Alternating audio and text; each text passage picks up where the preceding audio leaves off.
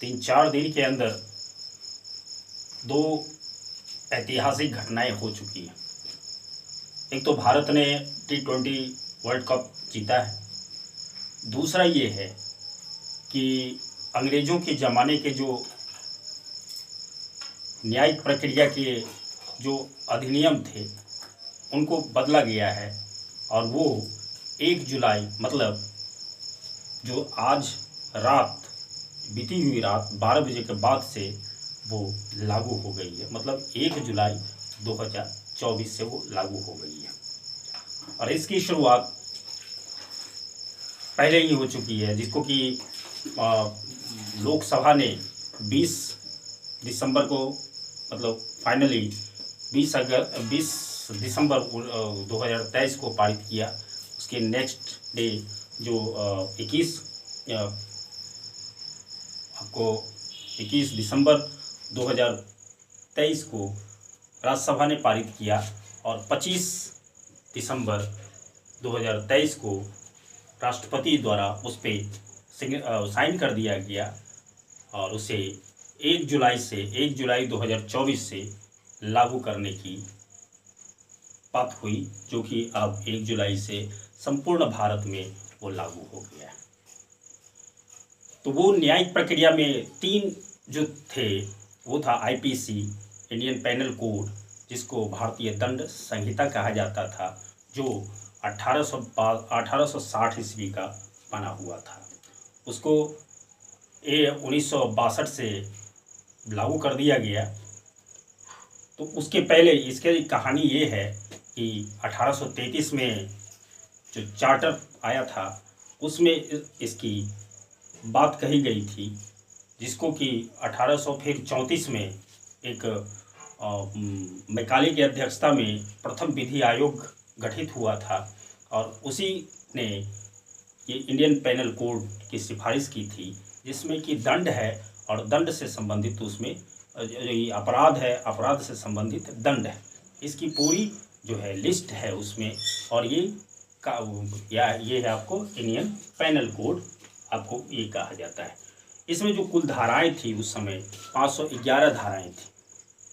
उसके जगह पर जो अभी जो बना है वो BNS, कितने सौभाग्य की बात है, BNS अंग्रेजी नाम नहीं है बल्कि B है, ये है भारतीय, N है न्याय और S है संहिता, भारतीय न्याय संहिता 2023।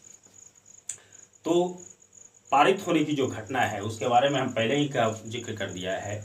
तो पहले इसकी जो हम बता रहे थे, जो इसकी जो भारतीय IPC में कुल कितनी धाराएं थी 511 और जो BNS बना है उसमें कितनी धाराएं हैं 358। एक और जो कानून जो न्यायिक प्रक्रिया से संबंधित है वो आपको कोड ऑफ ये CRPC मतलब कोड ऑफ क्रिमिनल प्रोसीजर। तो इसमें इसको भी जो ये प्रोसीजर जो अपनाई जाती है न्यायिक प्रक्रिया में कि पीड़ित के साथ किस तरह का प्रक्रिया अपनाया जाएगा और अपराधी के साथ किस प्रकार की जो जांच होती है, किस प्रकार की प्रक्रिया अपनाई जाएगी, उसके बारे में बहुत विस्तृत से दिया हुआ है कोड ऑफ क्रिमिनल प्रोसीजर, जिसको CRPC कहा जाता है। उसको वो 1973 में वो बना था, जिसको कि 1 अप्रैल 1976 में लागू कर दिया गया। उसमें भी आपको बता दें कि उसमें भी आप धारा 484 धाराएं थी और उसके जगह पर जो भारतीय नागरिक सुरक्षा संहिता 2023 लाया गया है। देख लीजिए इसका जो मतलब ये कोड है, जो शॉर्ट है एब्रीविएशन, मतलब ये शॉर्ट नेम है BNSS, B4 भारतीय, N4 नागरिक, S4 सुरक्षा और S4 संहिता, वो बना है। और उसके में कितनी धाराएं हैं, ये 531 धाराएं हैं, जो कि पहले 484 धाराएं हुआ करती थी। उसके बाद जो अगली जो कानून है वो है, पहले का था आपको भारतीय साक्ष्य अधिनियम, आपको भारतीय साक्ष्य अधिनियम 1872। इसमें कुल धाराएं थी आपको 167, जो कि अब जो उसके जगह पर जो आया हुआ है भारतीय साक्ष्य अधिनियम, भारतीय साक्ष्य अधिनियम 2023, जिसका कि संक्षेप जो है नाम PSA। इसमें कुल 170 धाराएं हैं। अब पहले जो था जो कानून, उसमें कुल 167 धाराएं थी। तो इसका लक्ष्य क्या है? इसका लक्ष्य है कि न्याय की प्रक्रिया को सरल बनाना और न्याय सही समय पर मिले, इसकी मुकम्मल व्यवस्था करना। तो शुरुआत से ही जब हम FIR करते हैं, उसके बाद जैसे FIR करते हैं न्यायिक प्रक्रिया शुरू हो जाती है, तो उससे लेकर के वहाँ तक बहुत सारे लोगों ने, मेरा भी कुछ सुझाव था कि सबकी अपनी अपनी जिम्मेदारी निश्चित कर दी जाए, वकील की निर्धारित कर दी जाए, पुलिस प्रशासन की निर्धारित कर दी जाए, टाइम बाउंड होना चाहिए। और मेरा कुछ वीडियो देखेंगे बहुत पहले, 1 साल 2 साल पहले का, तो मैंने इस तरह की जिक्र किया था, क्योंकि मैं भी कुछ कंज्यूमर फोरम से कुछ ये चल रहा था मेरा भी, तो उसमें मैंने देखा परेशानी हो रही है, तो मैंने भी इस तरह का एक पोस्ट डाला था कि वकील के लिए भी जो है कोड होना चाहिए, कोड ऑफ कंडक्ट होना चाहिए, उसका टाइम बाउंड होना चाहिए, जजमेंट के लिए भी टाइम बाउंड होना चाहिए, और सारी व्यवस्था के लिए एक निश्चित टाइम फ्रेम होना चाहिए, टाइम लिमिट होना चाहिए। उस लिमिटेशन में, उस लिमिट में सारी की सारी प्रक्रिया पूर्ण होनी चाहिए। उसी को ख्याल में रखते हुए आज जब मैंने इसको देखा कि इस तरह की बात है, तो मुझे बहुत खुशी मिली। और देखिए क्या बात है, हर स्टेप को, जैसे आप FIR करते हैं, FIR करने के बाद पुलिस कितने दिनों में इसको अनुसंधान करेगी, कितने दिनों में वो चार्जशीट दाखिल करेगी, कितने दिन जो ट्रायल चलेंगे, मैक्सिमम कितने दिनों का ट्रायल होगा, जजमेंट कितने दिनों का होगा, इस सारी की सारी व्यवस्था उसमें कर दी गई है। दूसरी बात है इसमें कि जैसे नई नई जो अपराध है, जैसे सामूहिक हत्या हो जाती है, मतलब भीड़ द्वारा हत्या कर दी जाती है, महिलाओं का सामूहिक दुष्कर्म होता है, उसके लिए भी एक बहुत ही कड़क व्यवस्था की गई है। आप देख लीजिए कि कहा गया है कि जो सामूहिक दुष्कर्म के मामले में 18 साल से, इसमें जो व्यवस्था की गई है, जो 18 साल से कम उम्र के जो लड़कियों के साथ यदि इस तरह की सामूहिक दुष्कर्म होती है तो उसको मौत की भी सज़ा सुनाई जा सकती है। दूसरा, यदि 18 साल से अधिक उम्र की महिला है तो अगर उसके साथ सामूहिक दुष्कर्म होता है तो उसको 20 साल से लेकर के आजीवन कारावास तक की सज़ा सुनाई जा सकती है। इसमें एक और महत्वपूर्ण चीज़ है, आजीवन मतलब आजीवन, जीवन भर, जब तक जीवन है तब तक, इस तरह की व्यवस्था की गई है। दूसरी जो महत्वपूर्ण जो अपराध को शामिल किया गया, भीड़ द्वारा हत्या, तो भीड़ द्वारा हत्या में भी मृत्यु दंड से लेकर के आजीवन कारावास तक की सज़ा सुनाई, मतलब व्यवस्था की गई है।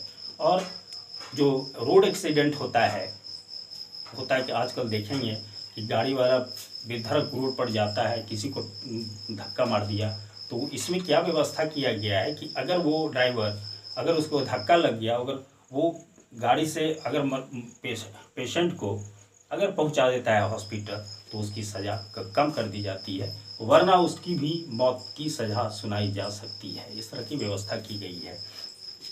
और भी है, मतलब इस तरह की व्यवस्था है कि गवाह, और चीज़ है कि गवाहों के